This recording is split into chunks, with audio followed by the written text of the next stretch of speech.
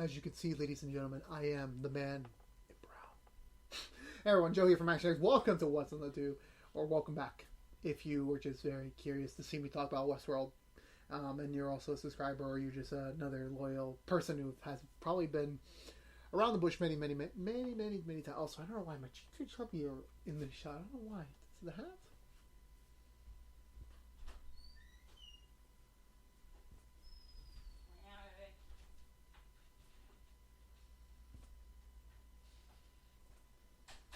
Yeah, it's probably that. Also, I wanted to save this hat for another episode review I want to do later on in the future if I'm really trying to really play more close to the edge. But I said, you know what? Why not put it for Westworld? Considering the fact it's all about Cowboy. Because this week we're doing a very brief conversational piece about Westworld. This isn't a review. I mean, it's kind of like a review. It's not like a proper, season 1, season 2, season 3 review. It's just me talking about the first 3 seasons and just talking about my general opinions about them, as well as, kind of venture a little bit more deeper into the HBO zone of content. As next week, we will be beginning our Perry Mason episode reviews on Mondays after its brand new episodes on Sunday on HBO. So I kind of wanted to, dive into that world a little bit, because HBO has been a very, very good channel for very reliable, really mature, gripping content, like Game of Thrones, season 1 to 7. Westworld, season 1, a good amount of season 3. Watchmen, which I haven't watched yet, ironically. And they have done a lot of other great shows, which I have not watched, but I'm trying to get more into the tune of HBO. I do understand they can make great content. I'm very trustworthy with how Perry Mason might turn out, so I'm going to give it the benefit of the go. But however, before we get to that, let's start with Westworld.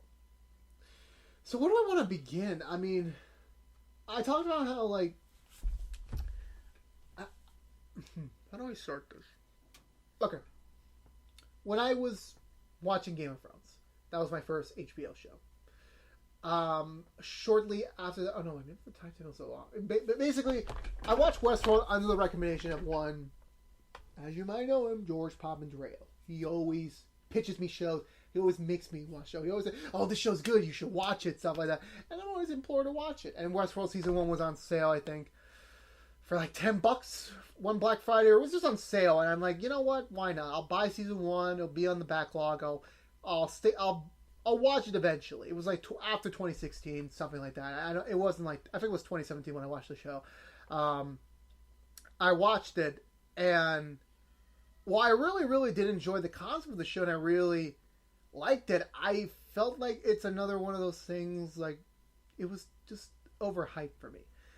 And that's the sad thing about HBO shows, now, just basing it off Game of Thrones and basing it off Westworld, and I hope to God now Watchmen, when I do eventually see it. I just really felt like this was not something that I really like. I didn't understand the hype behind it. I understand, oh my god, it's a groundbreaking new story about mortality and humanity and such like that. And I was just curious about it because, again, the Western genre, I haven't really found a Western show, anything Western related that I really like. So I thought maybe Westworld would be the one for me. I thought that would be a really great entry into that world, and sad to say, it kind of wasn't. I did enjoy it enough to kind of okay, I'll keep it on my radar when season 2 starts about.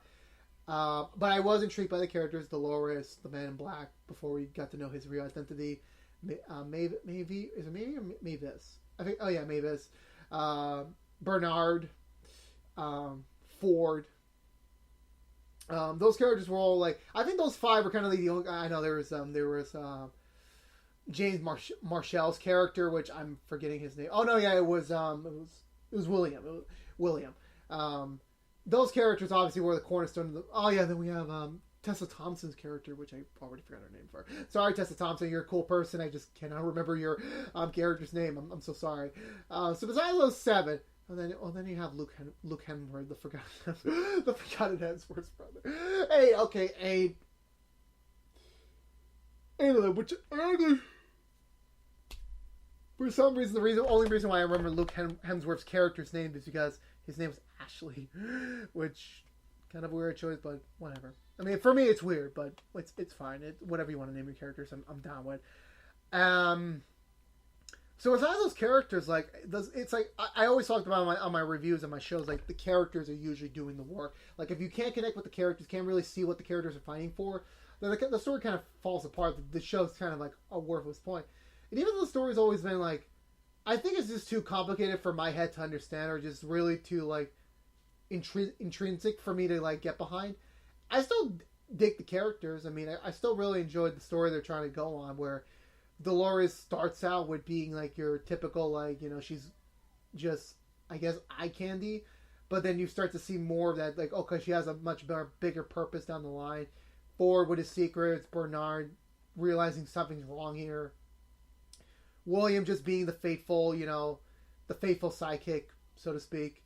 The Man in Black has his own ulterior agenda that sometimes crosses over with the other characters. Yeah, it was just very interesting to see, you know, those characters were just interesting enough for me to get for season 1. But season 2, man, did that drag. I'm sorry, I don't even remember a single thing about season 2. I know season 2 was about the uprising and, you know, getting to see the host take over Westeros and starting to see that, you know, kind of like fall apart, which it was a very interesting point to see. It could have been a very interesting concept to explore further, but for me personally, I just felt like it was very confusing, very uneventful for me personally. Like I just could not get behind season 2 at all. Like just seeing where the characters ended up at the end of it was like the only major reason to keep going. Like, oh, of course, getting the tease like, oh, there's a samurai world, which would have been cool for a spinoff, but they decided not to do that. And then getting to see these other characters kind of turn on each other and kind of like become very different versions of themselves when we saw them in season 1.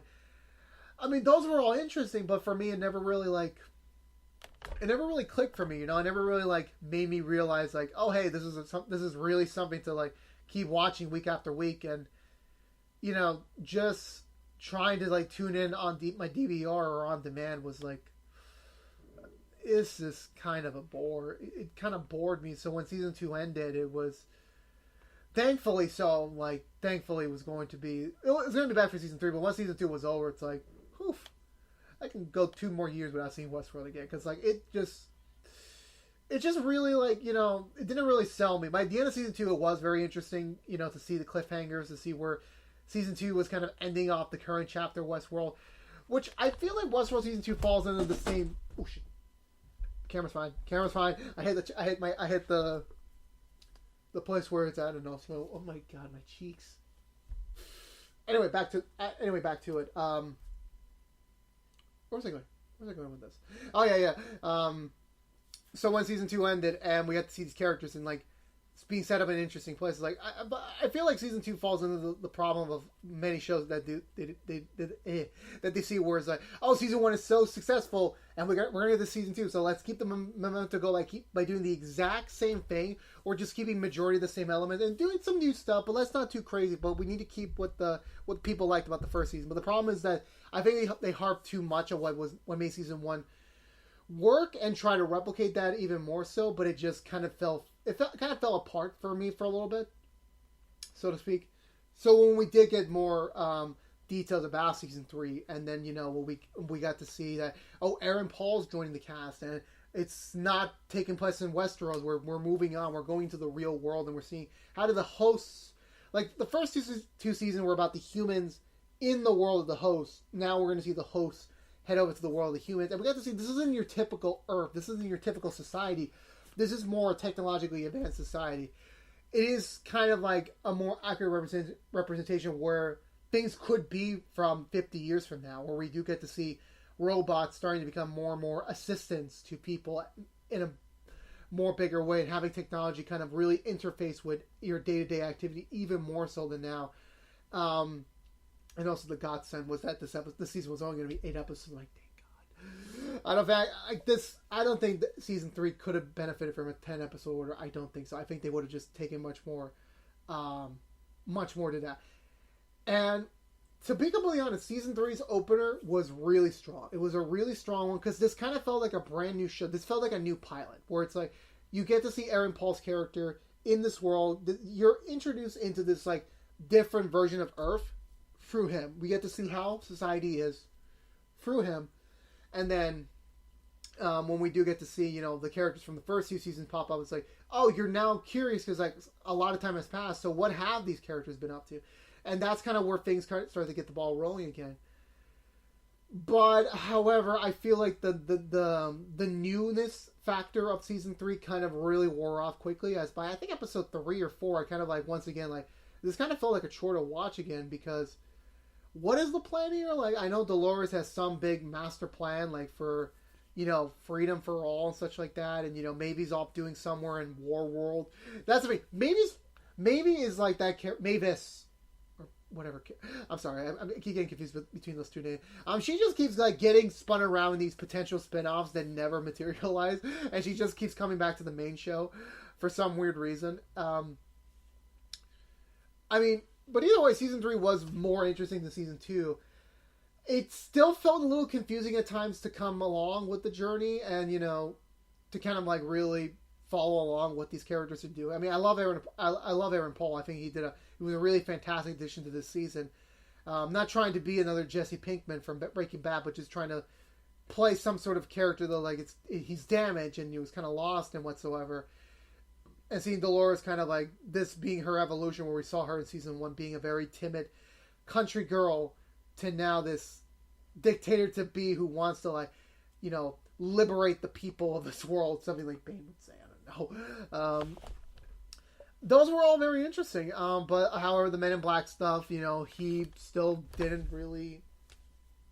He looked cool, but he didn't exactly. His story didn't really like. I feel it's more of a thing like, oh, wait till season 4. He's gonna be a much more bigger character season 4. I'm like, yeah, but season 4 is still 2 years away. I need to see what he's doing now. And yes, we did get to see what he's doing now, but I don't really think they gave him much substance. But I will give them credit that season 3 they kind of branched out differently, where it's like we focus on different characters every week. So it's not like we're gonna stuff every plot line in every episode. Like, no, let's just do this week Dolores, let's just do setting up Aaron Paul character, setting up this world. Next episode we'll be back to Mavis.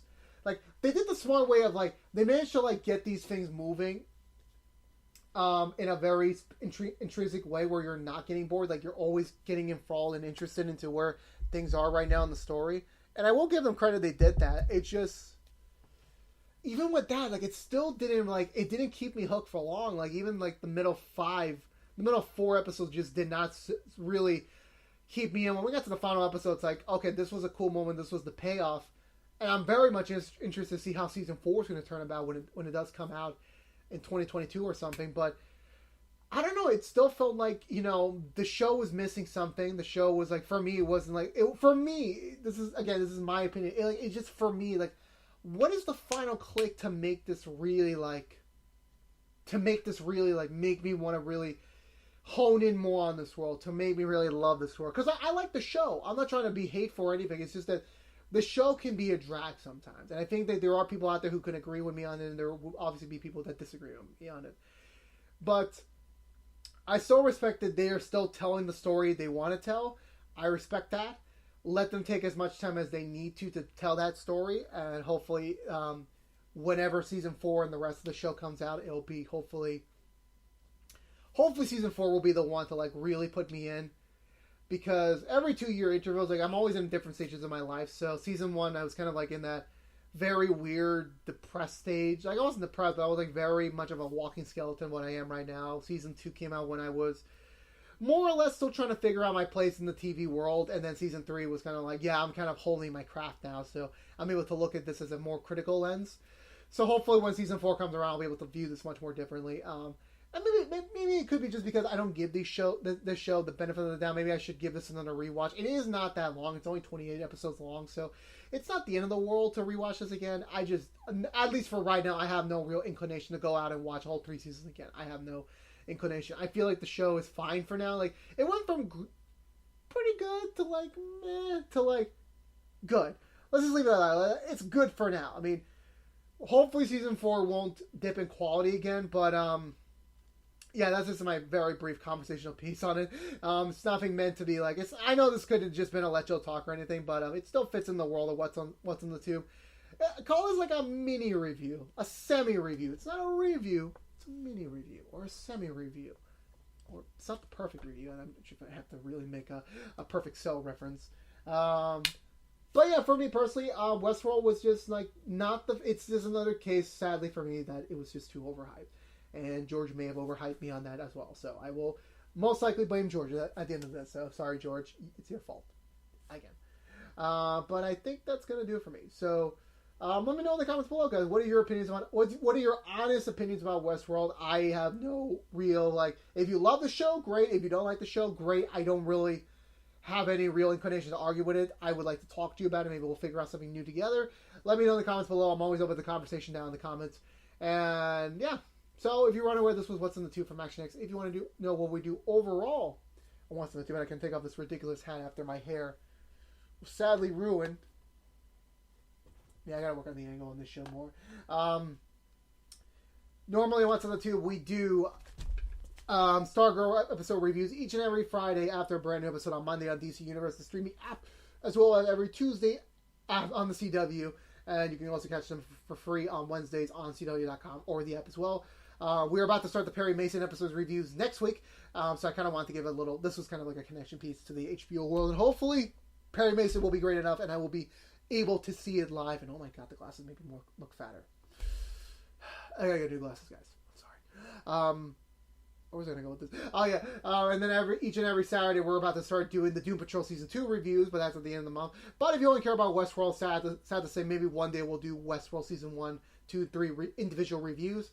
But nothing in the cards right now. But however, if you are an HBO fanatic, we will be starting up next week with our Perry Mason reviews, so check us out there. Hopefully it'll be the next big critically acclaimed thing for me to finally be on board for, or it could just be a fun show to watch. Who knows? We'll review it together next week, and we'll see how that show turns out. But beyond that, this was again What's on the Tube from ActionX. If you want to see more of What's on the Tube from ActionX, please subscribe to us on YouTube.com. Ring the bell for notification when we have a new episode live. Like, favorite, share if you want to, but it does really help us out. As well as follow us on social media to be up to date on our goings and our updates and such. And for you Westworld fans, hopefully I'll see you guys someday down the line again. Want to comment below and start a conversation, go ahead. But until then, be good, stay safe, and see you guys next time.